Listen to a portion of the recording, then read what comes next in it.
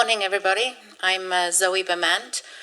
I run a social media agency called Social Media, and and I have 20 years plus experience in marketing. I come from a high-tech background, cybersecurity.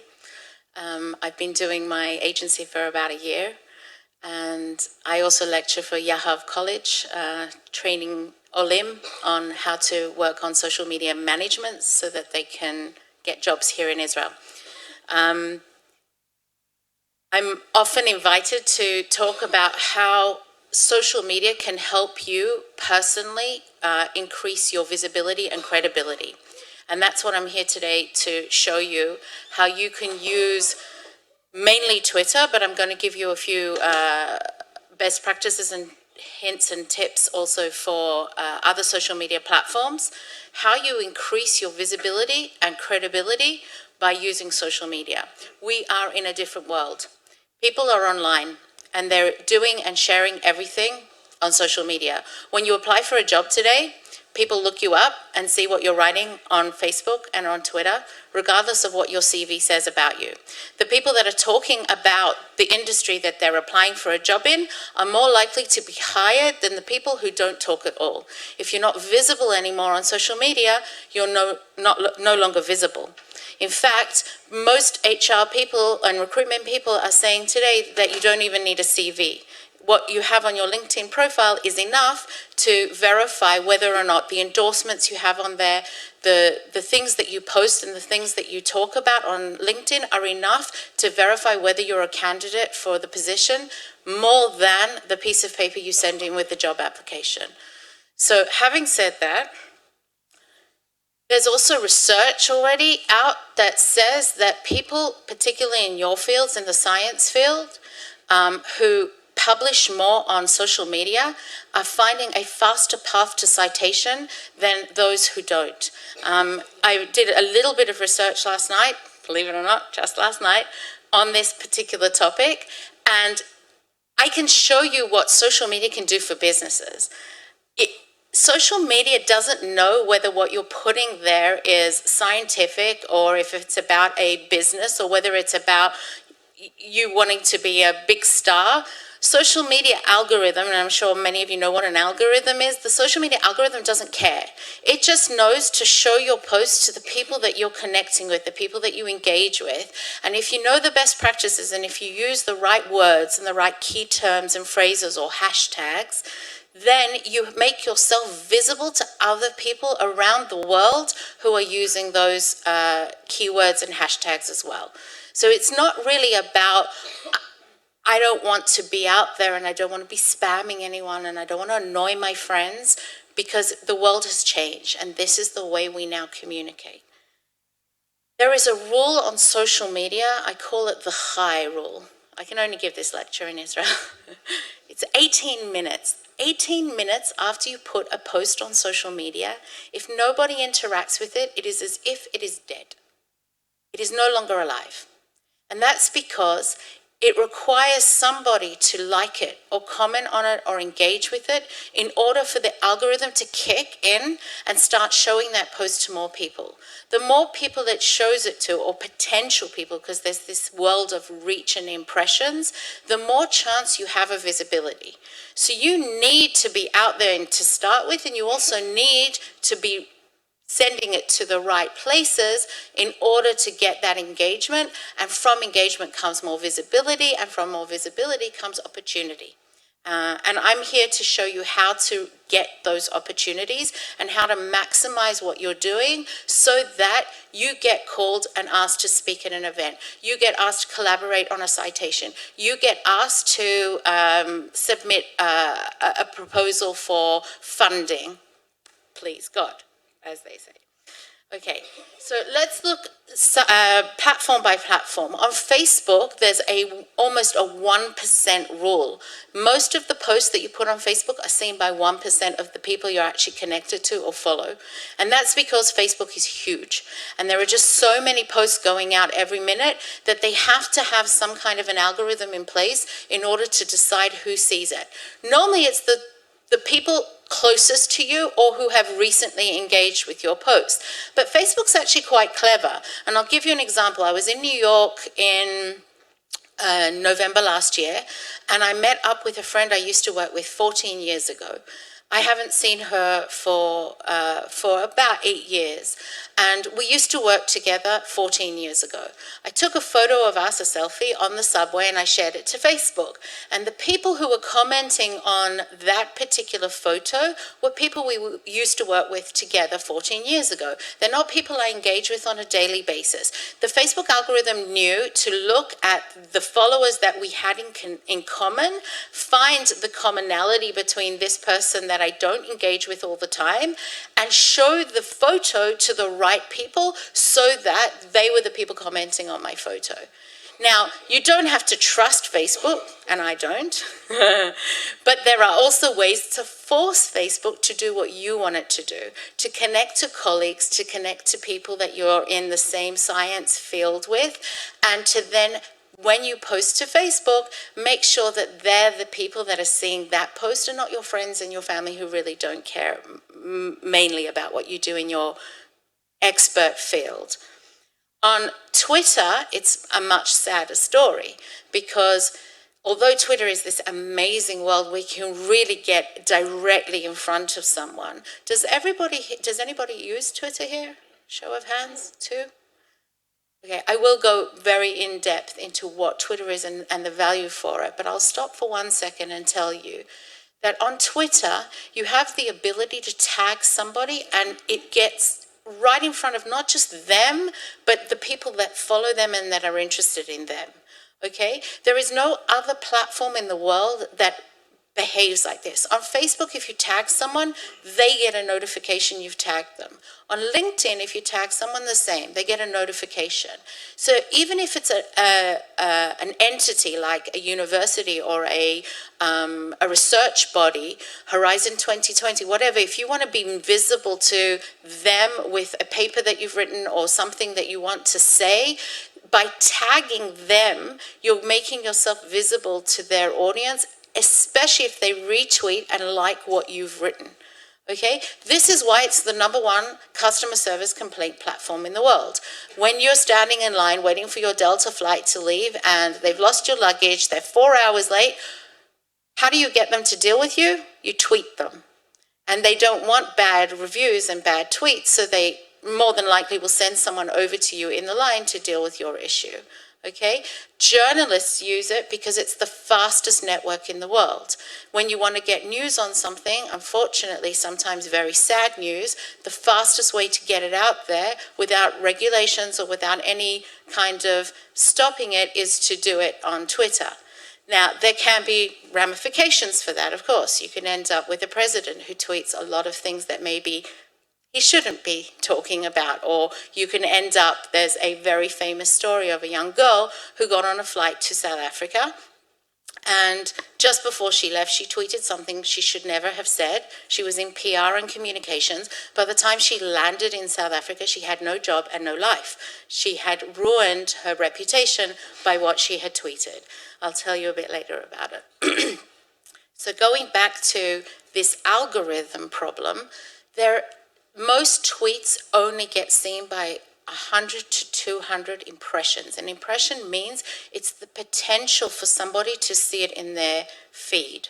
It doesn't necessarily mean actual people saw it, but you need to increase those impressions. One of the ways to do it is the quality of the followers that you follow and that follow you. If they like the subject that you talk about, if they're the right people and they have followers themselves, then your impressions and the interaction you will have on social media will be quality and will go up. So there are also other best practices that I will talk you through as we go through the steps of what it means to build a brand on social media.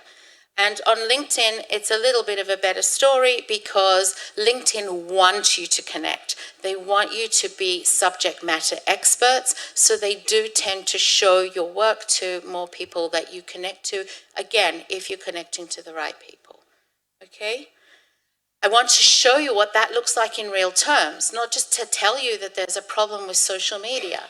This is my best tweet ever, okay? I spoke at TEDx, and I have pinned it to my profile. I will show you what that means later on how to pin a tweet to the top. If, let's say you've won a big acknowledgement for something that you've done, you want to make a tweet about it and pin it to the top and have it stay there. And I think this was more than 2 years ago, over the last 2 years, I still only have 14,000 impressions. That's a potential for 14,000 people to have seen this tweet. I have 249 total engagements and only 10 media views. Now, this is normally the point where people go, okay, so what's the point? Okay?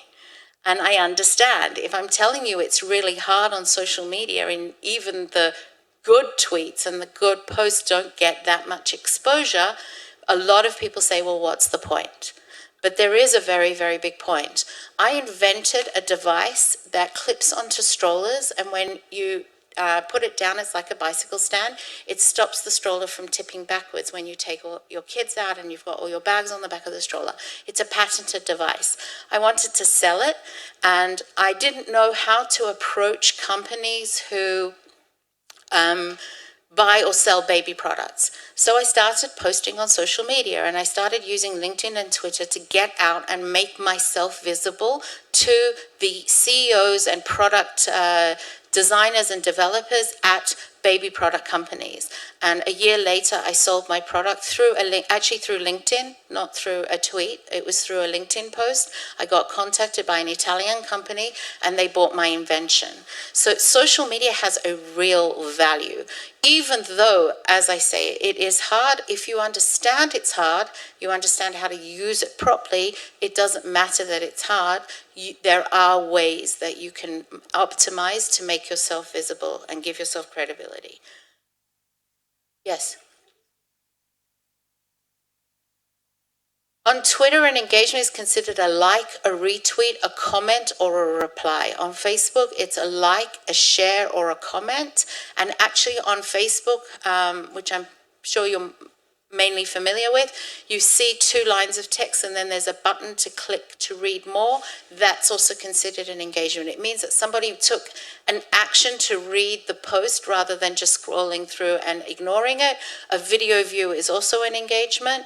They measure on Facebook, the algorithm measures from 3 seconds. And on LinkedIn, it's the same, a like, a comment, or a share. And also if you read more, because they also now shrink the number of characters you see on a post. So that's what an engagement means. It means that somebody actually took the time to stop and do something with the post that you've put out there.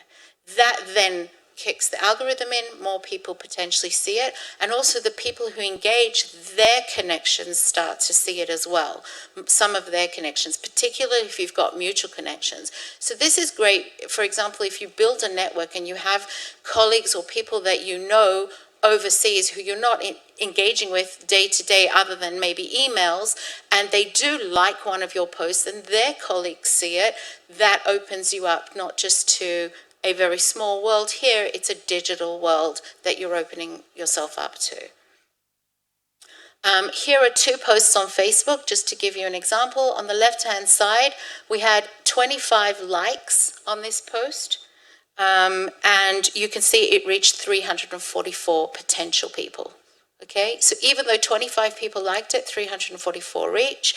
On the right-hand side, it was a live video.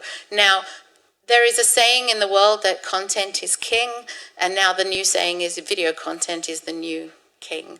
And it is true. Anything that is video or live, if you can put yourself in front of a camera and talk for 3 minutes, it will get shown to many, I think it's something like 10 times more potential people, because people engage with video more. I don't know what will happen as more and more and more people switch from static posts to video posts or live posts, whether they will have to recalibrate the algorithm. But right now, video does get more reach and engagement. So on the right-hand side, we have 70 likes, almost 2.3 2,300 views of this video, and it reached 6,600 people.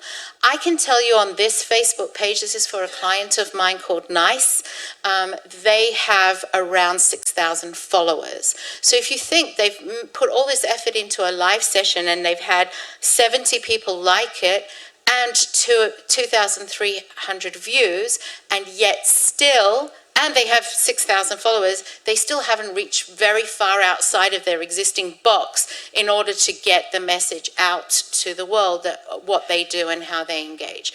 So you do have to be a little bit more creative sometimes in what you're posting and how you're connecting and who you're doing. And I'm going to teach you what that means, being more creative. Or I like to think it as more strategic. Okay, this is on LinkedIn. On the left-hand side, we had 0 engagements and 73 impressions. And this was for a game show type event, again for Nice. It is very corporate, but I've seen with some of their posts thousands and thousands of engagements. So it's not just because it was a boring post. It might have been the time of day it was posted. It might have been the fact that maybe at the time it was posted, there were many, many, many posts going out of similar topics and themes by similar companies. And on the right-hand side, 5 likes got it 2,000 impressions. So LinkedIn, it is easier to get higher impressions because, as I said, LinkedIn do want you to network and they do want your content to be visible. So as I said, this is normally the point where people say, well, why bother?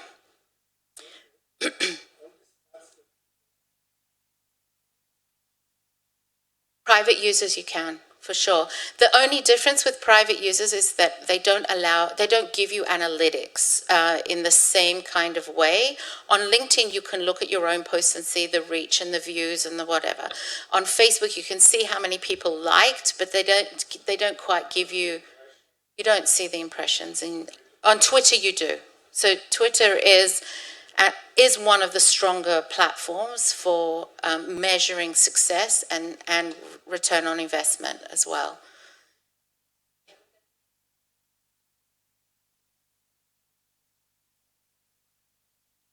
I don't know.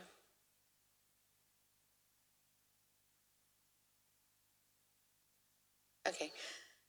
So why bother with social media? Well, I already told you that there's research out there already that says, particularly in the scientific field, publish or perish is a well-known phrase. It's the same with social media. It's publish or perish because of the visibility that you can now get. It's just another medium for you to publish, okay? So if you've written a paper or if you get published in a journal, you want to make sure that people are hearing about it. And because of this algorithm problem, you don't want to post it once and walk away and think, great, I put a post on social media, I've told the world. You haven't. You've told nobody. You need to put it on social media and then put it again on social media and then put it again on social media. And you can do it a little differently each time, or you can put it exactly the same way each time, because you're not guaranteed and almost not guaranteed to be telling the same person again and again and again that you have published a piece in a journal. You're telling lots of different people. So we take this methodology for big companies and we say, that were previously posting once a day on LinkedIn or Twitter, and we say you need to be posting 15, 20, 30 times a day on LinkedIn or Twitter or Facebook. And they freak out. And they say, well, we don't want to spam anyone. Well, that's a myth. You're not spamming anyone. Okay? And then you take the collective reach that you have, the people that do engage. The person who's online in the morning is not the same person who's online an hour later. Maybe they're in a meeting. You're showing it to different people by sending a different post an hour later. Now, for people like you, that's a bit hard. I don't expect you to be tweeting 15, 20 times a day. I don't expect you to be posting on social media 20 times a day. But if you understand that posting once isn't going to help you, then I can help you with a strategy of what to tweet and how often to tweet or how often to post that will get you more visibility, and how to be strategic about what you post and who you tag in those posts. But these are the main pillars for why it is important and why you need to bother. It helps you gain visibility and credibility. It helps you build a subject matter expertise. You are already subject matter experts. You wouldn't be here at Tel Aviv University if you weren't. But this takes you outside of Tel Aviv University and gives you an opportunity to be heard by the world, okay? And it widens your network of contacts and opportunities. Opportunities where people will come to you rather than you having to chase the opportunity. Whether it's funding or whether it's to speak at an event or to submit a paper for a journal, the opportunity should come to you. I'm not just saying this from I work in corporate world. My husband is a lecturer as well. He works in the international and political field, and he gets invited to speak on CNN and Fox News because he is very visible on social media, because he is publishing all the time in The Guardian and the Daily Telegraph. And the more he builds his brand and the more he uses social media, the more times when there's an event that happens and they want to interview the Israeli expert on British foreign policy, they pick up the phone, they call my husband, and they ask for him to appear on television. Not everybody in this room wants to be on television. I understand that. But you do want visibility for the work that you're doing. You might have a license you want to sell to Adobe or to Microsoft, or you might be working on technology that you feel will make a difference in the medical field. This is the way to start getting connections and visibility outside of your day-to-day work here. Yes.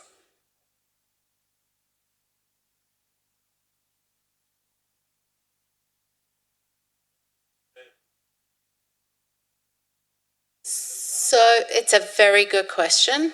90% of the contracts I'm winning at the moment for companies like Amdocs and Playtika, NICE, Medidata is one of our clients, come from the side of talent acquisition. How do we use social media to attract talent, to hire people? Sometimes we have to look a little bit outside of Twitter, Facebook, LinkedIn, at Snapchat and Instagram, but not that much. You would be really surprised. Twitter, less so outside of the academic and journalistic world. It's more LinkedIn. LinkedIn is growing and growing and growing. And there's also new platforms like Glassdoor. Have you ever heard of Glassdoor? Glassdoor is a new platform in the last year or two. It's been growing and growing, and it's for people to review the places they've worked or work. So it's kind of this social platform of employment, and employees can set up their company page and they can have control over what's written there, but they have no control over what people write about the place of work that they have. So they can get negative and positive, but they can work on how to improve the reviews so that they become a more attractive place to work. So there are other social platforms out there that are more useful for retaining or attracting potential students or employees. But you can look also, how do you use Twitter and how do you use LinkedIn for doing that? It is very, very relevant, particularly because, as I said, we've changed. We are a more digital world and we communicate digitally. There's also WhatsApp groups, Telegram. I will try and throw in some tools during this session, the names of tools, and afterwards we will share this presentation with you with links to the actual tools that you can download and use. There's also tools you can pay for. They're not very expensive, but some of them automate some of these things. For example, you can sit one day and schedule all your citations and all your publications for the entire month in one day, and you get up and you walk away and you know that you've got regular posts going out. And then once a day you spend 10 minutes going in and you check it and you make sure that you haven't had anybody ask you a question or offer you millions of dollars of funding. Okay? So that brings me naturally to 20 to 30 minutes a day. That's what I honestly believe social media takes, okay? My biggest client, Amdocs, we do approximately 2 to 3 hours a day for them. in total. And they have 5 or 6 Facebook pages, multiple LinkedIn's, groups, Twitters. We do social media globally. It's not just for Israel. So we're managing Mexico, Cyprus, Israel, Philippines, America, etc. And we do 2 to 3 hours. And if we can do all that in 2 to 3 hours, I guarantee you can do your 2 or 3 tweets a day or 2 to 3 posts a day in 20 to 30 minutes. Be active. The most important thing is to be active. Don't think I can send a tweet, walk away, and the next day somebody's going to call me up and say, I read your tweet, I'd like to collaborate with you. Doesn't happen. Curate content. Curate content means it's not yours. It belongs to somebody else, okay? But it says something in it that resonates with you or validates something that you are doing. And by posting somebody else's content, you acknowledge them and tag them. That makes you visible to them. If you like or comment on their actual post themselves, that makes you visible to them. That's what being active means. So in your 20 to 30 minutes a day, one of the things you're going to do is curate content, find a piece that you want to post that says something important about a field of research that you're working in, or a technology that you believe in, or that validates something that you teach or work with.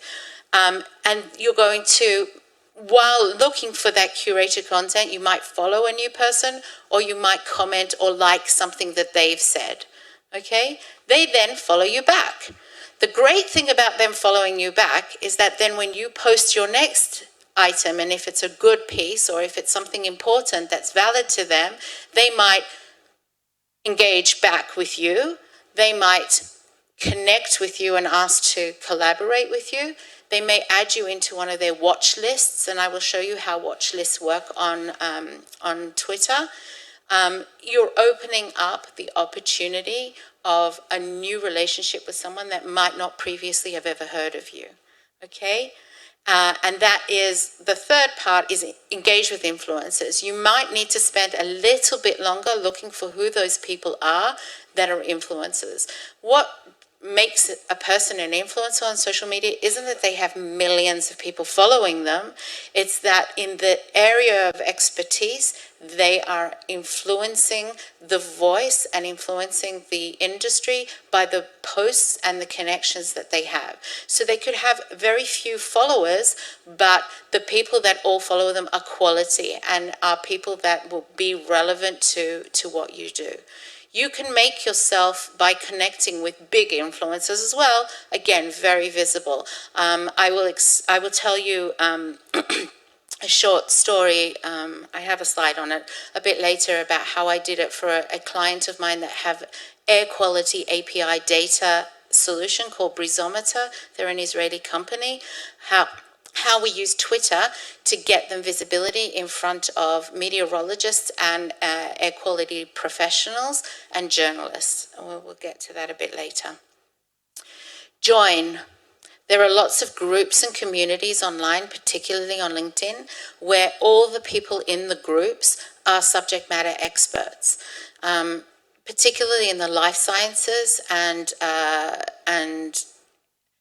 fields like IIoT, artificial intelligence, machine learning, the technology side of science, deep learning. There are groups that are there and that are established that if you are in that field and you want to be promoting what you do to other relevant people, that's the place you want to do it. There are no groups per se on Twitter. You can create a list and you can subscribe to lists. So if someone adds you to their list, you can subscribe to the list. That means that anytime anybody who's in the list posts, you're more likely to see the tweets because you're subscribed to the list. I will show you how to do that. Follow and connect. You need to keep growing. The more people that you have connected to you, the more people that see your posts, the more people that see your posts, the more people that engage, the more people that engage, the more visibility you have. It's not rocket science. And be creative. Unfortunately, it's hard with science to be creative, but I will show you a couple of Twitter feeds. That's what we do. It's what you do, creativity. That's what science is, it's being creative. by creative on social media, I mean normally the funny posts and the different posts are the ones that the MRI of cats. Cartoons actually do very well in the scientific field, the far side, people sharing that on social media. Not every post that you put out has to be serious. If you can find a fun and creative way to say what you're saying, that's what I mean. One of the most popular posts we've posted for Amdocs, I'll show it to you later, a little video about sushi, because every Wednesday in Cyprus they have free sushi. And we did the post saying, apply for sushi, and sushi's crossed out today. And it's very popular. It's not serious. It was a fun way of getting a message across that it's a great company to work for. Okay? Being successful on social media means you need to get married to it. This is my personal algorithm. When you get married, there's a saying that you should give the bride something old, something new, something borrowed, and something blue. It's the same with social media. You post something old, something new, something borrowed, and put it on blue. Blue, Twitter's blue, Facebook's blue, LinkedIn's blue. Their logos are all blue. It works. And if you do that every day, what have I posted previously that I can repurpose and post again? What is something new I have to say? And what am I borrowing? What am I curating from somebody else and explaining to my audience why I think this is good? Don't just stick a post on from somebody else that says, interesting statistics in this post, and then put a link, which I see a lot. Tell people why it's interesting. Is there one standout fact? What is it about it that made it relevant to you and to the audience that you are going to build, that you follow? Use at and hash tags. At tags means either an entity or a person. You put the strudel thing in front of a person's name and you tag them. It gives them a notification that you've tagged them. On Twitter, it actually shows it to them and their followers, okay? Or a percentage of their followers. As we know, there are algorithms involved. And hashtags. Hashtags denote a subject. It is not an emotional hashtag. Having a bad day is not a hashtag, and it shouldn't be used like that. In the world, hashtags used to be on Twitter. Then Instagram came along and people started doing crazy hashtags on Instagram. I can't explain the world of Instagram to anybody, and I've been in social media for 10 years now. On LinkedIn, they've just introduced amazing new features around hashtags where if you follow hashtags on LinkedIn, the content you see in your feed from that point on will be content that people are writing and sharing about that hashtag. So if you're in deep learning or machine learning and you follow that hashtag and nothing else, most of the content you see will be about machine learning. And that means the people that you're seeing are in the field where they are interested or studying or experts in machine learning. And it opens you up to new people to connect with, new subject matter to engage with, and it optimizes your social media so you're no longer randomly getting, look at this cute video of a dog, and you're getting things that are relevant to you, and it's optimized to make your life a little more interesting. Okay? You can research hashtags because they've become an industry standard, so they're on all social platforms now.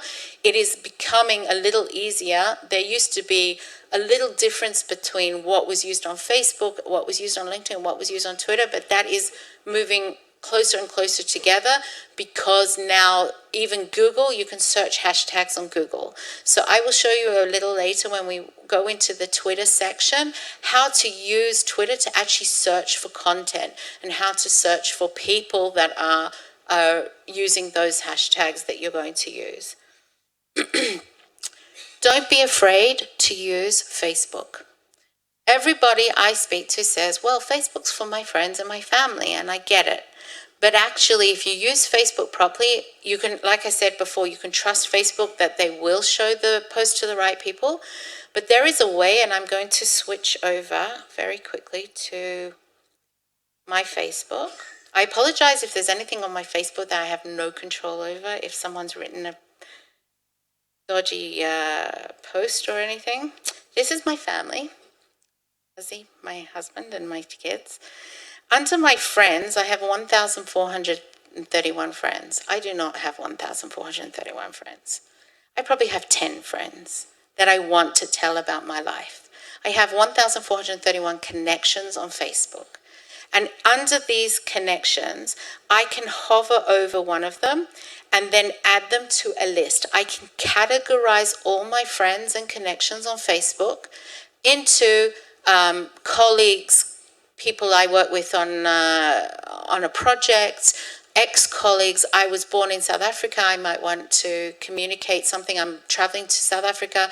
I might want to communicate I'm coming for a holiday. And if I want people to know I'm coming, but people in Australia where I grew up and people in Israel don't care about that. So why should I post it out and rely on an algorithm to randomly show it to people when I can tell all my followers in South Africa in my group or in my list that I want them to see my post? Well, this works in the business world too, and it works in the scientific field. If you are meeting people and you are connecting with people in your research and in your travels, connect with them on Facebook, add them to a list by clicking on here. You'll see if you scroll down to the bottom, you've got, scroll to the bottom, you can create a new list. You can put people in multiple lists as well. They don't have to sit in just one list. When you then go to create a new post, instead of sending it to the default, which is friends, or public, which means anybody could see it, and anybody, trust me, Facebook has no qualms about showing your post to the world if they choose to. But if you choose instead to come to more and scroll down, you can choose who you want to see it. And then when you post it, if there are 15 people in that list, 15 people see the post. This isn't an instance of, I don't want to spam anyone, I'm going to send it and only 1% will see it. 15 people will see the post. So I've just taught you a way to actually use Facebook to promote what you're doing to the right people you're connected with on Facebook. Okay? This is all recorded, so you can watch it again if you need to. And on my YouTube channel, there's a video as well of how to do it, how to connect and set up lists.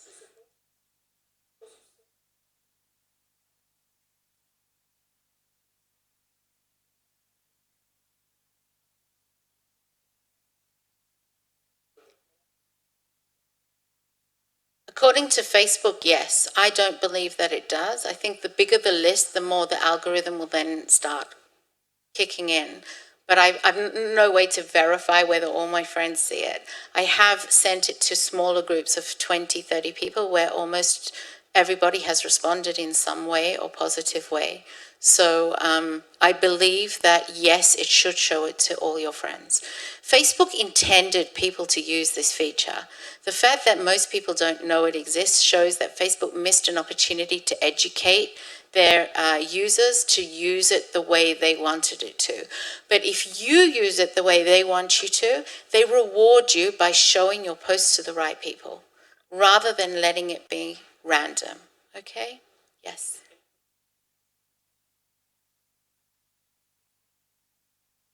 For sure.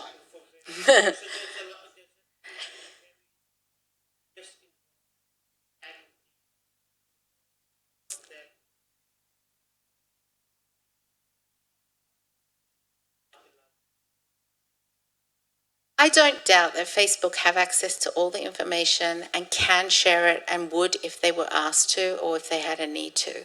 But that doesn't mean that they are. I think if you knew just how much, is anyone in big data here or understands the world of big data? If you knew how much information there was out there, there's no way to pass it all and to use it in an effective way so that you don't need to worry too much about it. You need to be secure that you're not publishing anything that's proprietary information, that you shouldn't be publishing before a patent is granted, or that you don't want people to take and share outside of a closed network.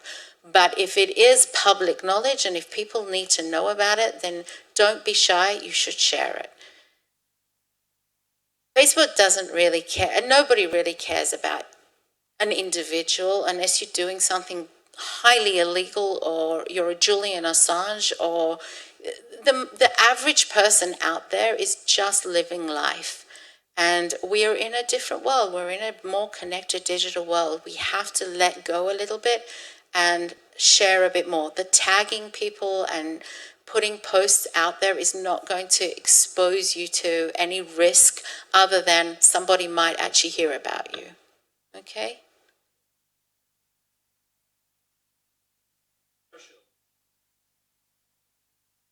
Sorry? It,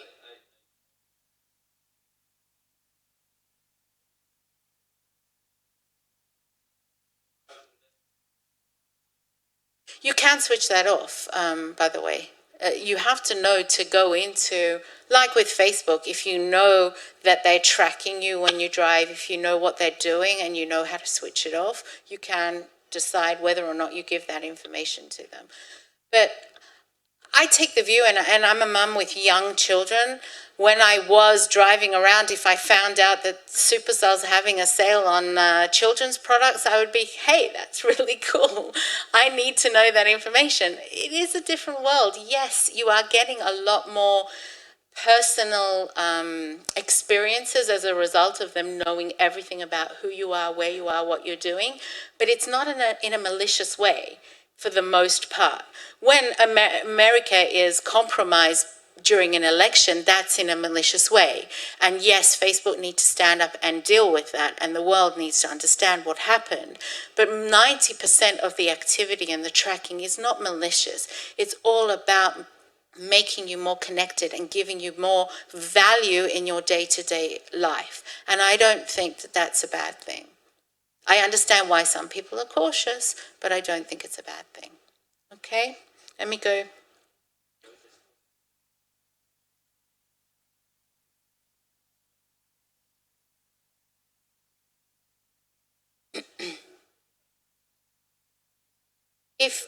If you need to run paid campaigns to target specific people, you need a Facebook page. Other than that, do not open a Facebook page. If you think the algorithm is bad on a public profile, on a commercial page, Facebook have one goal and one goal only: to get you to spend money for people to see your content. They do not show your content to anybody. They want you to say, okay, nobody's seeing it and it's really important I get this message out there, so I will now share this with people by paying for it to be seen. Once you've paid once, Facebook will never show it to anyone organically. They'll expect that you'll be willing to pay again. We're not talking huge amounts of money. $3 can get you thousands and thousands of impressions and views and clicks, but then you fall into this trap. I have this theory about the Nativa Mahir from Jerusalem to Tel Aviv. Once I signed up for it, I will always pay, because if it's 97 shekels, I'll go, I'm not sitting in that traffic, and I'll pay 97 shekels. If it's 7 shekels, it's only 7 shekels. It's similar to that with Facebook. That once you've paid and you see the results of paying for people to see your content, you'll never go back to trusting organic again. Yes.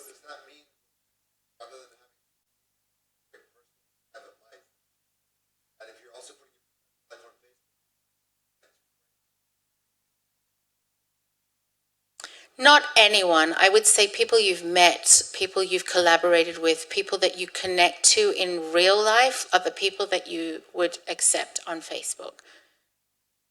You don't need a page to do that. A page is I've had my page for 3 years and I have 238 followers. It is very hard to grow a following on a Facebook page. Not like on Twitter. I opened a Twitter account for a client 3 weeks ago in the industrial Internet of Things field. They already have 2,500 followers. Okay, it's not the same world. You only need a profile on Facebook unless you have a budget and you say, listen, I need to raise funding, or I need to do something professionally, and it's a strategic decision that you're going to spend some money for the right people to see your content, then you're going to need a page. It's a little different. But you're going to do most of the work on the paid side and not on the organic side. Does that mean organic social media is dead? No. And if you read an article that says that, the person that wrote it doesn't understand organic social media, because I can tell you of phenomenal results using organic social media, and I've got a couple of examples in this presentation. I'm going to move on. Yes.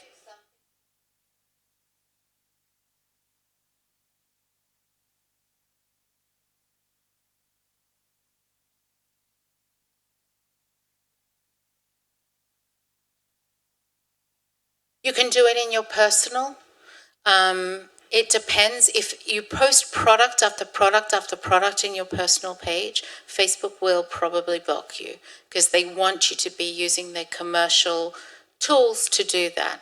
But my husband is an author. He published a book with Cambridge Press, and he posts it on Facebook. He sells it through Facebook. He also has an author page. So you don't have to open up a business page. You can open an author page, or if you're a personality, a film star or something, there are fan pages, and there it's optimized. It's a slightly different design. It's optimized for people who have published books to be able to talk about their book. And again, because it's a different type of page, and it's optimized for authors to be able to build a following and readership for their book, I don't think the algorithm is as strict and as tight on an author page as it is on a business page. So if you do have books published, I would suggest you look at the option of opening an author page and featuring your book there.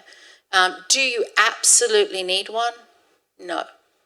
You don't. It's everything you do is more work. I tell anybody out there when I teach, whether I'm training people who work for me, new clients, whatever you do, whatever you put online, somebody has to know that it's there. You can anyone can write a blog post and post it online.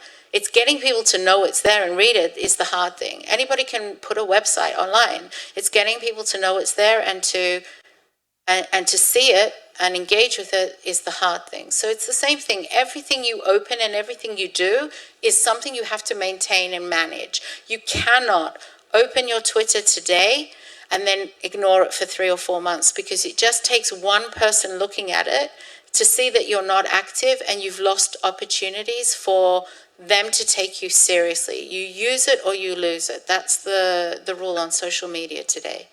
Okay?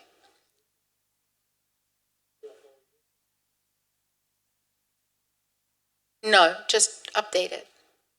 Just make sure it's got recent posts, 2 to 3 posts a week minimum, so that if somebody does come in there, at least they're seeing that you're active. Okay?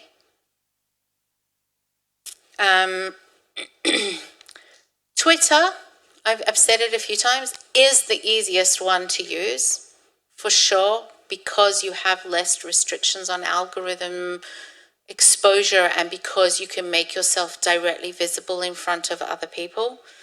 I suggest you connect to 2 to 3 accounts or people relevant to your expertise or field a day, if you can. But if you didn't, and the minimum was 2 to 3 a week, at least that's better than doing nothing. Retweet, follow, and hopefully have them follow you back. Retweet and like at least 5 to 10 things relevant to your field of expertise. This is in a week. If you can do it a day, even better. It doesn't actually take that long. It's clicking a button. That's it. While you're reading things. The thing that takes time on social media is that you get sidetracked and interested in what you're reading, and then spend 20 minutes reading it rather than the 3 seconds it takes to scan the headline and click like or retweet. Okay? And if you have time, tweet your own original thought leadership pieces.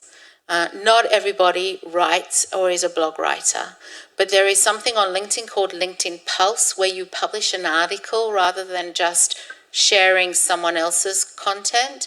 and it actually will get you much more exposure, particularly if you use the right keywords, hashtags, and phrases, and people are following those keywords, hashtags, and phrases. So if you do use LinkedIn and you do want to establish as a thought leader, then I would suggest there's also a blogging platform called Medium. And on Medium, there are millions and millions and millions of users, and it's an open blogging platform. So you can create an account on Medium, you can write a piece that's in your head that you just have to get out there, rather than first set up a website, put it on your own blog, then have to promote your blog to everybody. You can go onto Medium, you can write your piece. Again, you can attach hashtags and keywords to that. And then Medium, one of the reasons they're so successful is they make that visible to people who care about those topics. I have been approached 3 or 4 times through. They're totally different. LinkedIn is a blogging platform, and LinkedIn is a business networking platform.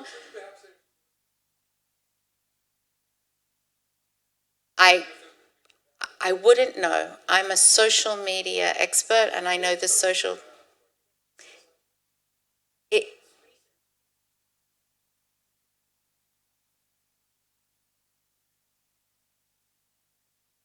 no, I deal with the. I deal with the main social media platforms, which in the world of social media, they're LinkedIn, Twitter, Facebook, Instagram, Snapchat, and YouTube. There are no other. Telegram is fast becoming popular. WhatsApp is somewhat considered a social platform, although it is a chat forum. The others are not considered social platforms. In your world, it is your social communication network. And I understand it. I understand why it's important to you and that you use it, but this is not my area of expertise. Right. Just to finish what I was saying about Medium, I've been approached 2 or 3 times to have the pieces I've published on Medium repurposed and republished in Huffington Post was one of them. Another one was the Social Media Examiner, because I write about social media. So you do have an opportunity by publishing on Medium to be picked up. There are other platforms like Quora and Reddit. Have you heard of those? Where actually by having an account on Quora and Reddit, again, they are still not considered social platforms per se. They are considered knowledge-based sharing platforms. But on Quora, for example, anybody in the world can ask a question.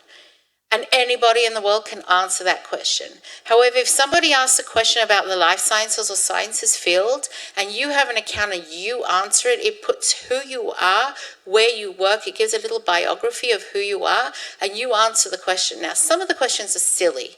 Some of them are just, people like, how do I know if I create a startup, whether I'll be able to sell it for billions of dollars? Well, that's a silly question as far as I'm concerned, but there are real questions on there, scientific questions on there, and you can answer those questions as subject matter experts. And again, you're making yourself visible by using that tool to get visibility. Okay. If I could go back to my presentation. We're now getting into okay, I've told you you need to be doing it. You all got that. But how do you do it? This is Twitter. For those that are not familiar, it's actually very easy to create an account. Like with anything online these days, you'll be asked for an email and a password. And when you come in, this is the screen that you will see. It will be blank. Up the top, you have a banner that you will be required to put an image up there. This is your real estate. Not that many people will come, the banner at the top, the social media banner, this image up here. This is real estate. This is your opportunity to put an image or to put something that tells people what you do, okay? Your biography, over here you have a limit of 258 characters. Again, it's your opportunity to summarize who you are and what you do. And I suggest that you do use hashtags in your biography if you can for the subjects that you talk about, write about, or teach about, etc. Because that makes you discoverable under the search for people when someone searches for a hashtag, okay? Across the top here, you can see how many tweets you've sent out, how many people I am following, how many followers I have, how many likes my content has had, how many lists I have been added to, and moments. Moments are very rarely used on Twitter, but I will explain what they are just so that you don't get added to a moment or don't understand what it's for. You can edit your profile by clicking on this button, and then everything is editable. Just by clicking where it tells you to change your header or etc., you can change it. Okay? That is pretty much it. That's Twitter. Now, when you write your biography, you just put the hashtag in and then you'll see that they are clickable. So for example, if I click on the Facebook hashtag, it will show me all the top content on Twitter under the hashtag Facebook, the latest content, people, photos, videos, news, and broadcasts related to that hashtag. This is why hashtags are so important. Okay? I will just go back. The feed that I see in front of me here, these are normally people that I am following. If I follow somebody, then I will see any tweets that are happening in real time in that, this is my feed. These are my tweets that I'm seeing. I'm in my tweet feed. When you go home, when you go to home up the top, you'll see there is a home section. You also have notifications. Notifications will be if anybody tags you or if they retweet or like one of your pieces. And you can private message on Twitter. But normally the people private messaging you are people that you follow and that follow you back. Too much?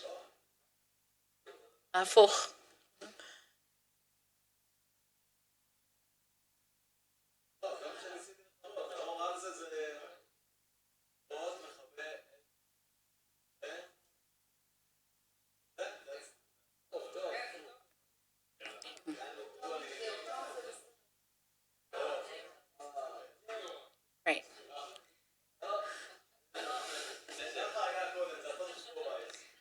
When you go to your home section, like on Facebook Home or LinkedIn Home, this is the live feed of content.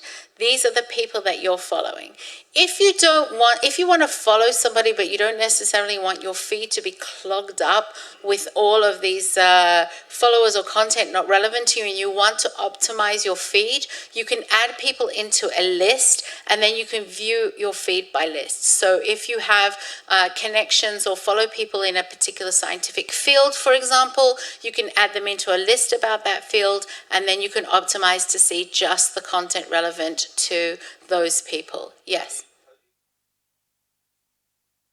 So you would use the search bar and you do a hashtag search. There are some tools out there called like Hashtagify, it's called, that allow you to do hashtag searches, and they will rank the hashtag by usability, by how many times they're retweeted and things like that.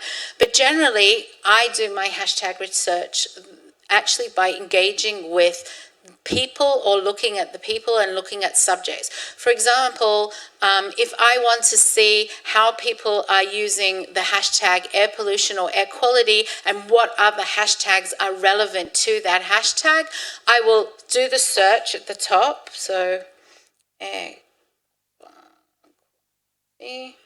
okay, so I'll look for the hashtag air quality, and I'll look at the top content under air quality, and then I'll see, here's the first post has been put together with UK weather, air quality, air pollution.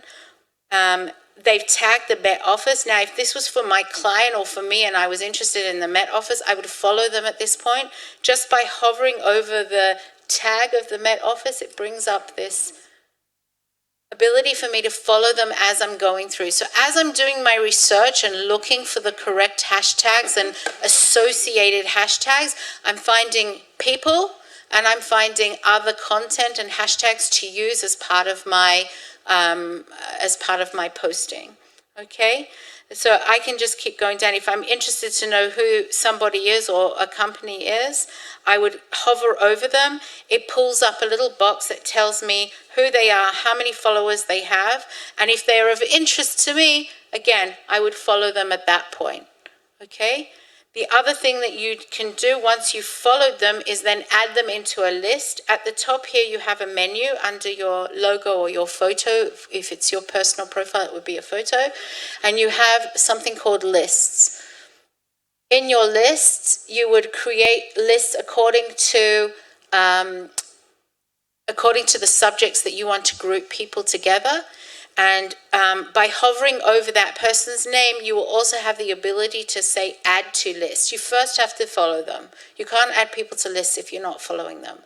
But once you follow someone, and if we go into my followers, for example, if I want to add this person to my list, I can add or remove from list, and then I can put them in one of my existing lists, or I can create a new list. A list can be public, which means anybody gets a notification and knows that the list exists and can subscribe to the list, or it can be private. It's just for you to be able to organize and manage your Twitter feed, okay?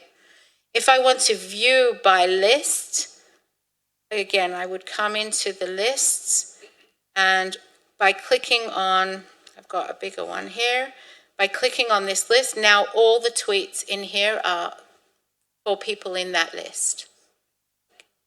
Yeah.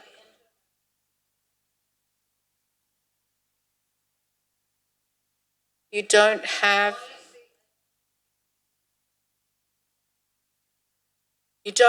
right at the top a home button on your, are you on an iPad or on a, okay, it is a little different on a mobile phone. On the mobile phone, depending on whether you're on an Android or on an iPhone, it's in the bottom left corner. There's a little house that's, I'll come and have a look afterwards and see if I can help you see where your feed is. Okay? So when you're searching for either a person or subject matter, let's say you do find somebody of interest, or you have a colleague that you've worked with in the past and they already have an established following on Twitter. This is where it gets a little stalky. But if there is somebody that you admire, you read, you follow, you've worked with, or you like their research, and you want to follow their followers or see at least who is following them, you can come to their profile. This is Cynthia. You can come into their followers and you can then see them there. Once you see them, if they're relevant to you, you can follow them, or you can try and engage with their content to make yourself visible to them. So there is an element of stalkeryishness about this. I'm not going to deny it, but it's research, actually, at the end of the day. You're researching using the Twitter tool how to connect with people relevant to the fields that you're in and the things that you're doing. That is one way in my 20 to 30 minutes that I look for new relevant people to connect to on a daily basis. The other way is, as I've said, when you're doing your search for a hashtag of relevance, and I'll just go back to air quality again, you have the ability to look under people, okay? So here I'm seeing all the Twitter accounts related to air quality. Now, can someone throw out a term or a hashtag that you would use in your daily research? Sorry? Attention? As in... Yeah, but in what context? Visual attention?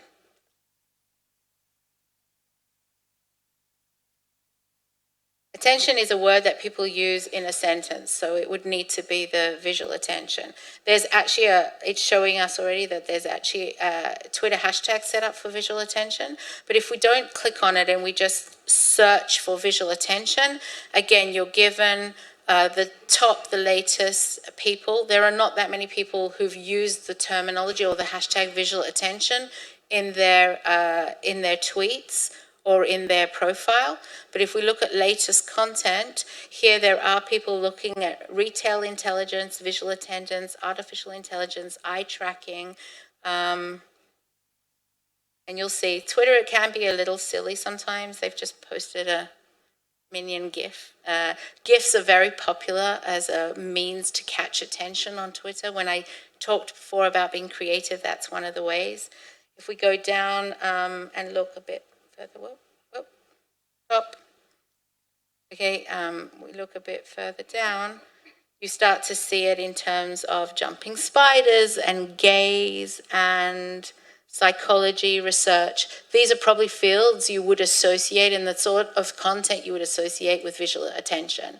So this is how you would start using hashtags to open yourself up to people and content related to the subject that you just gave me. Who is Lizzie Bradford? She's a cognitive psychology postdoc at Uni Kent, studying theory of mind and cognitive control across the lifespan as part of whatever that project is. Those are 4 or 5 hashtags I would now add to my library of hashtags, cognitive, etc. And you'll see you start, after a while, you don't need to do that much research using Twitter. It becomes more about the regular ones you're using. If you want to establish a new hashtag on Twitter, you just use it. How you use it is you piggyback on the success of other hashtags. So if there's an established hashtag for intelligent, what was it again? Visual attention, you would add in your new hashtag and always use visual attention and your new hashtag so that when people are going through and seeing the post, they see, oh, this one with this one, this one with this one. I have a cybersecurity company, they're in deep learning. They make sure they use artificial intelligence, machine learning every time they write about deep learning because it's not yet an established terminology that people understand and associate with cybersecurity yet. But the more they do it, the more that people, autonomous financial crime, we've invented amazing hashtags that have picked up and become industry standard hashtags that people use, that when you start seeing bigger companies like Oracle going, autonomous financial crime is the new, financial crime management is the new thing, and you know it didn't exist as a hashtag before you started using it, it can be a very exciting thing. Okay, so this is how you would establish subjects through hashtags, research on Twitter through hashtags, and find people and content related. When you curate content, remember I said to you, you don't have to use Twitter to find the content. You can Google, you can do it through the content that you're reading on your Research Edu or wherever you are. It's a citation of that content. You're acknowledging it. You're posting a link to it. You always need a link in your post. Do not tweet without a link. There's no point. And then tag if you need to acknowledge who wrote it. Tag them. So you might need to spend that little second longer just doing some research. So let's say you read a piece by Michael Schatz and you want to acknowledge him. You'll see that although he's Michael Schatz, on Twitter he is at Mike_Schatz. I would have had to spend a minute searching for him on Twitter to find him, to make sure that I put the right at tag there to give him the acknowledgement. The acknowledgement, I will just remind you, sends him a notification that he gives you a potential to also be seen by his followers. Now, here's a perfect example of Michael Schatz posting about his success in his field and using Twitter. Not only does he have 8,500 followers, if you have a look at that post where he says, sorry for the humble brag, but proud to announce my 100th paper. Okay, it's had 68 likes, 5 retweets, and 3 people have replied to him. That has given him huge visibility. You cannot question that that has been successful for him. And all he's doing is bragging about a paper he wrote and putting it on Twitter. Okay, and there are other more deeper things about events and registration for events. If you're running webinars, if you're hosting if you're trying to recruit, you asked about recruitment before. You could use this as a platform to tell people about what you're doing and invite them to engage with what you're trying to get them to do. You would have to If it's on your website or on a website or on the university's website, you would take it from there. The link to where people can read it, okay? When you control I do not control Mike Schatz's Twitter, but if you go to my Twitter and you look at my tweets, right now I'm in my home screen. To look at my tweets, I could just click on my picture or on my actual name. And once I'm there, I'm seeing my actual tweets. And this is where you have analytics for your tweets. Underneath each tweet, if you click on the little chart bars, it will tell you how many impressions your tweet had, how many total engagements. So that's how you can measure the success. You don't really need this because immediately under the tweet, it says 4 people liked it and 1 person retweeted it. If I actually click on I liked it. Other than they've changed something. Now you do need it. You never used to need it. You used to be able to see who the people were that liked it.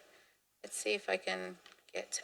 you need to click on the actual tweet to open it up, and then you can go down, click on the likes, and you can see who liked it. Why is this important? Because you might want to follow them, or you might want to reply to them, or you might want to engage with them. If somebody's liking your content, it means that they want to engage with you. Okay, or engage with the content that you've written. If people write you a comment and you don't log in for 3 weeks and you've missed an opportunity, you don't want to be in that situation. You want to go in and you want to know who's liking, who's engaging with you so that you can engage back with them. As you can see, somebody liked this, and if they're relevant to me, I do follow them, and I then have the option to add them into my list. If they're abusive, you can block them. You can block them from seeing your tweets and engaging with you. You can also report them. Okay, so there is a level of security so that you can control people who troll or who write unpleasant things. It can happen, particularly I've seen it with, I do work with Yisum in Jerusalem, and we do their social media, and we have seen some anti-Israel sentiment come as a result of things that we've posted about technologies at Hebrew University. So it might happen to you. You can block and report people that do that. Are there any questions yet about this? Okay. To create a tweet, there is a tweet button at the top.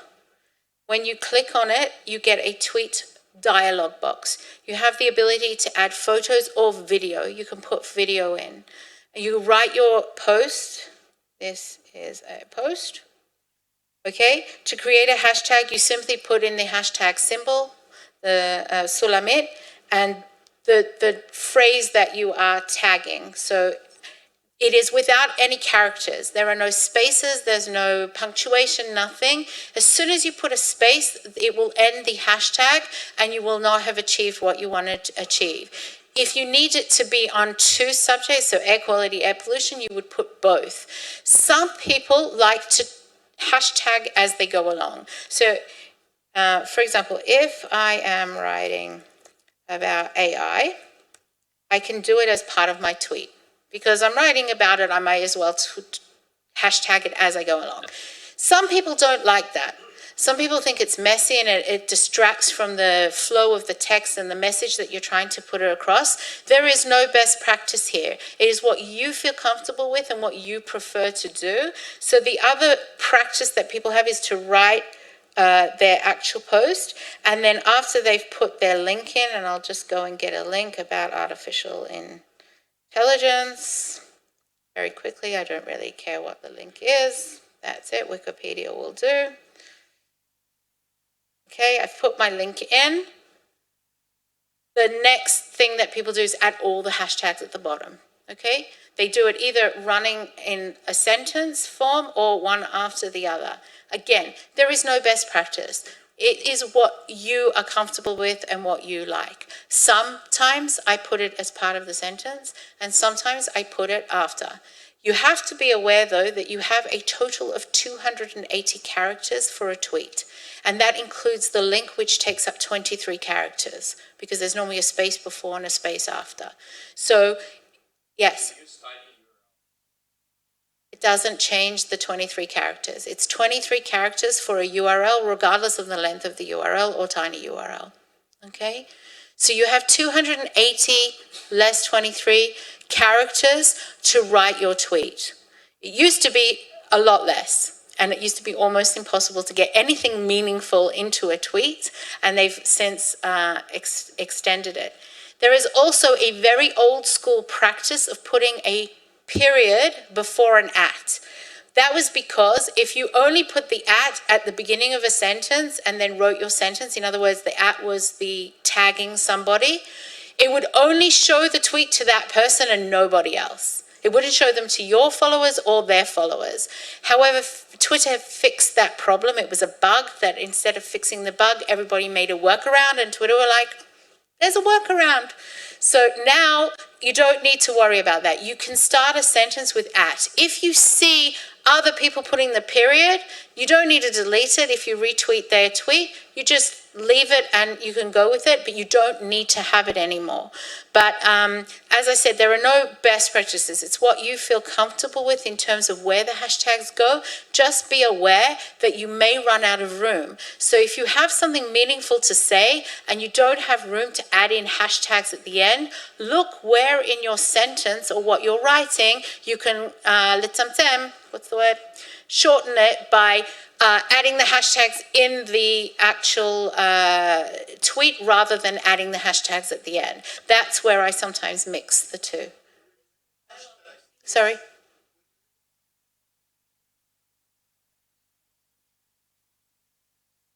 Hashtag and then the name of the hashtag. So it would be, in this instance, we did artificial in... It actually starts showing me anything related to it, so I can just tag it. Now, obviously, people have hashtagged it with misspellings, which is why it popped up with the misspellings, but you can just select it. Once you start typing it, it will show you the available hashtags under, for example, air. If I stop, it will show me hashtags. If you attend events or conferences related to your research in your field, or you're presenting at a conference, every event in the world has a unique hashtag. Every event. People don't host events and conferences anymore without a hashtag. I do work with Kennis, and they have a microbiome conference coming up, and there is a microbiome and all kinds of hashtags related to the microbiome world, as well as a hashtag specifically for that event. So what you can actually do before, during, and after the event, by using that hashtag in your content and your post, regardless of whether what you're writing is related specifically to that event, is anyone who then clicks on the hashtag for the event starts to see your content as part of the subject matter relevant to the event for microbiome. So this is another way. If you do your research into conferences and related, whether it's in Australia or whether it's in Israel, you can be part of the event without even going to the event, just by using the hashtags of the event. I even run paid campaigns for clients where they're not attending an event, using the hashtag of the event so that their content becomes visible to the people attending that event. It's a very sneaky, clever way of making yourself visible in the world of events and conferences. Yes?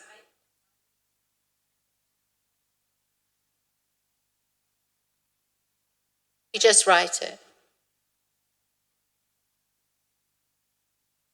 It exists, but I would suggest if you do want to establish an event hashtag, you make sure everybody knows about it. It's on every presentation screen at the event. Tell people about it, get your followers to follow it. Like with anything, if you create it, you still have to tell people about it. It is the most amazing thing. When I go to Israel, Israelis do not tend to use Twitter unless they need it for a professional reason outside of Israel. Israelis don't tweet in the general sense. But when I go to events here in Israel, I'm one of the few people tweeting and tweeting and tweeting and tweeting, and that makes me more visible than anybody else at that event. WeWork held an event in Jerusalem recently. There were 5,000 or 6,000 people there and 10 people tweeting. So Adam, the CEO of WeWork, when I was introduced to him 3 weeks later, he's like, "You're Zoe." And he's right, I'm Zoe. because he saw me tweeting and tweeting, and he reliked every single one of my tweets. I went to another event where there was a very famous singer who was at the event, and I kept tweeting about the event and tweeting pictures, and she was liking and retweeting every single tweet that I put out there. This is what I mean by you make yourself visible in a very direct way to very famous people. When Bette Midler came to Israel and I couldn't get tickets to her concert, I tweeted about it and got sent free tickets. That doesn't always happen. Just letting you know and putting that out there. But it does open up many, many more opportunities for you to win at what you're doing in life and in your professional fields. Any other questions?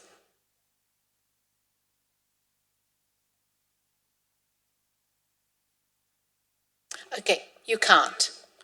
You can't. Once you hit tweet, the tweet goes out. And it relies on the algorithm.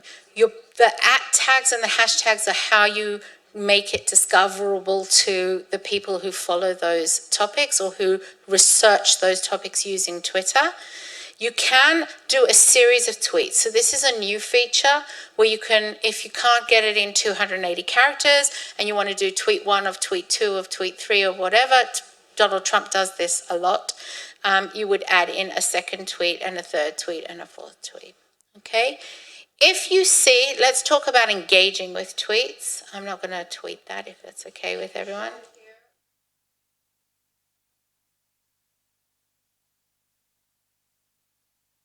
I will pull it up in.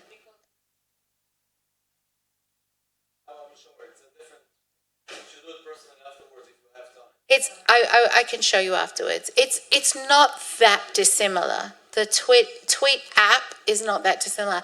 And I think 90% of people that use Twitter these days do use it on a phone. When I'm waiting for a bus or something, I'm tweeting and just running through the top. Most people, I don't know if you know about the behavior of social media, but most people don't read more than 10 items in a feed. They will scroll 10 items before they either get distracted and read something or move on to something else. So that's probably contributes a lot to that sense that you're not spamming anyone by tweeting. Yes. Brian Solis, who is a guru of social media and customer experience, says if you're not tweeting every 15 minutes, you're not tweeting. I don't expect anybody here will tweet every 15 minutes. I certainly don't.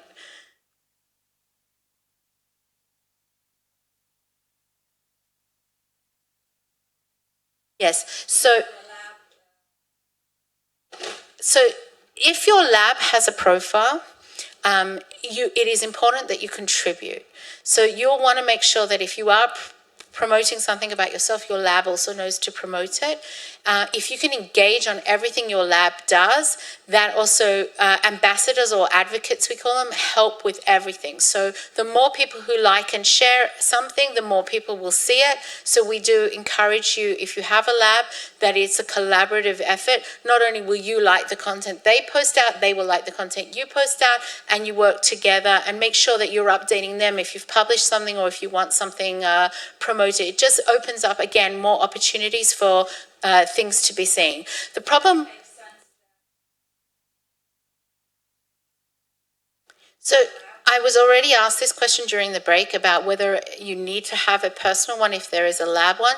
The problem with labs and the problem with even company profiles on Twitter is that people go, oh, there's a social media person like me behind it.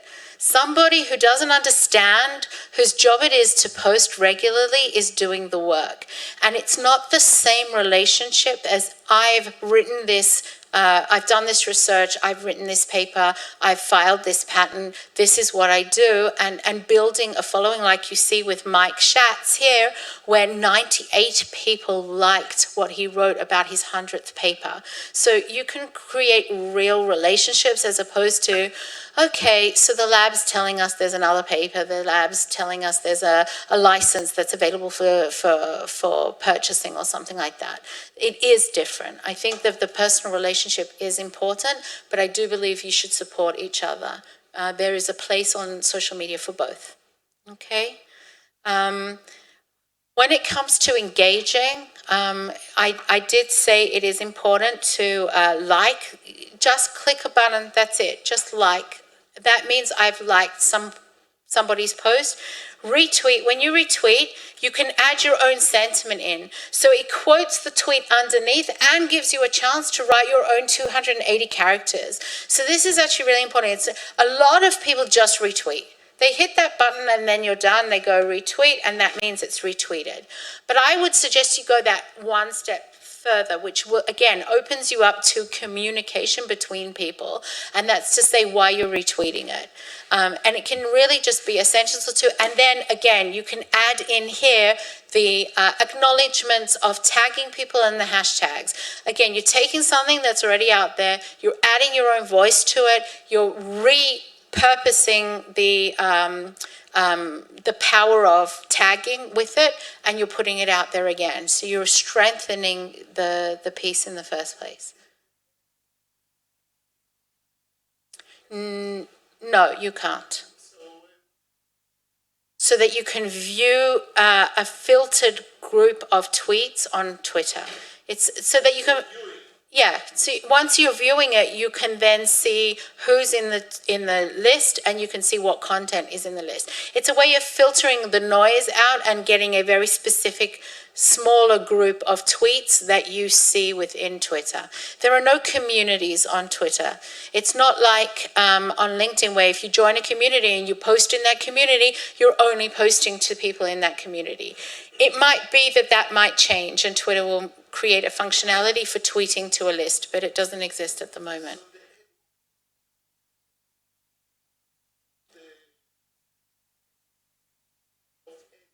Adding to a list, to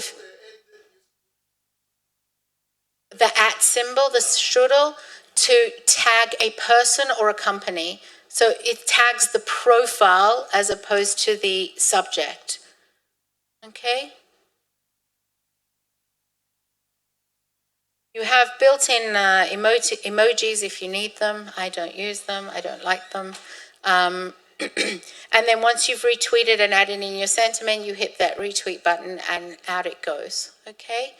There is also now a reply functionality. That's this little bubble over here. When you reply, you are replying to the person who wrote the tweet. If multiple people reply, there will be a thread of replies. It's like writing a comment. If you think about it, it's not the same as tweeting or retweeting. It doesn't go out to their potential followers. You are replying to them, and then if they then reply, their followers will see it. So you can get a thread of a lot of interesting people replying. That's where hashtagging and tagging can be really cool. Now, I'll give you an example. I have a client here in Israel called Folding Mate. They're very cool. They've invented a laundry folding robot. Everybody needs their laundry folded, right? And there's a big guru of technology on Twitter called Robert Scoble. And he tweeted Elon Musk, who everybody's heard of Elon Musk. He tweeted Elon Musk, it's time for you to stop wasting time on electric vehicles and invent a machine that can fold my laundry. And other people were replying and saying, have you heard of Folding Mate? But because they were tagging Folding Mate, me as the social media account manager for Folding Mate, I was seeing all these notifications come in. Now that's really cool. First of all, these are two really huge influencers, Elon Musk and Robert Scoble, talking about a topic related to me that other people were tagging us in. And then I was able to go in as the account manager and engage with it and say to Robert Scoble, we're going to be at CES in January, please come and test the machine. Okay, that's engagement. That is opening yourself up to amazing opportunities with amazing influencers. Robert Scoble goes to CES every year. Hopefully he will come and test the machine. Okay, so if you can apply this to your world and the people that are using Twitter in your world, who knows what the opportunities are there for you as well. Okay, this is pretty much what I wanted to show you in terms of Twitter. There is not a lot more to Twitter. This summarizes how to tweet, using the best practices of the tagging and hashtagging, replying, tweeting, retweeting, understanding you've only got 280 characters, the importance of being active and being there, 2 to 3 tweets a week minimum, or 2 to 3 a day. But if you have any other questions, now is the time to ask them, because we're going to end in a few minutes. Any questions? I'll give you a little anecdote, another anecdote, just to help you understand. Remember, I told you before, I have a client who have air quality data.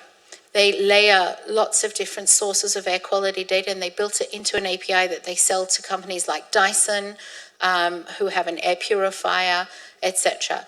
During the recent fires in California, and also last year, the fires in San Francisco and California, they wanted to get out and tell journalists and meteorologists that they have this real-time air quality data that they could use to check how safe the air was in those areas in America, and not just to tell the influencers, but to tell the general public. Check the air quality before you walk outside, okay? Check how safe it is for you. So what we did for them on Twitter is we started, and only on Twitter, we started looking up journalists who write about the weather. And we started tweeting them every time they tweeted about the fires in California or San Francisco. We tweeted them back, we replied. So we didn't reply, we retweeted their tweet and added the sentiment in. Have you used Breezometer's air quality data to see if it's safe to go outside? The head of the Weather Channel started tweeting every day.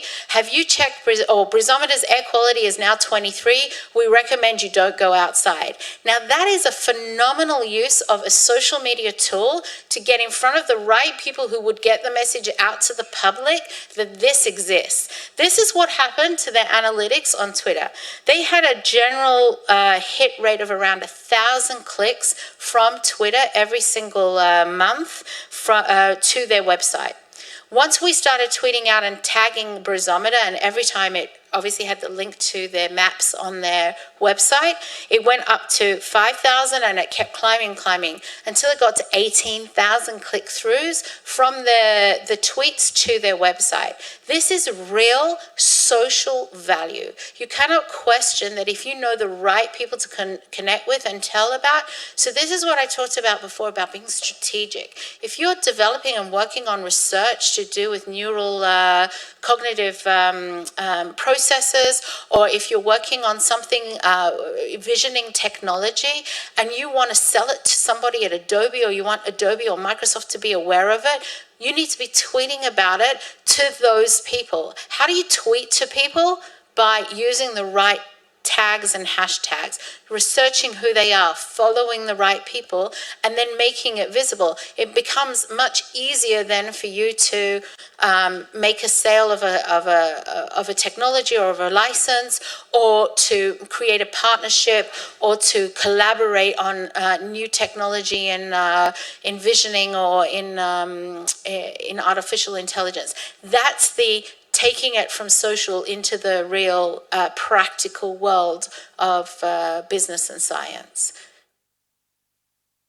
Thank you very much for inviting me. If anyone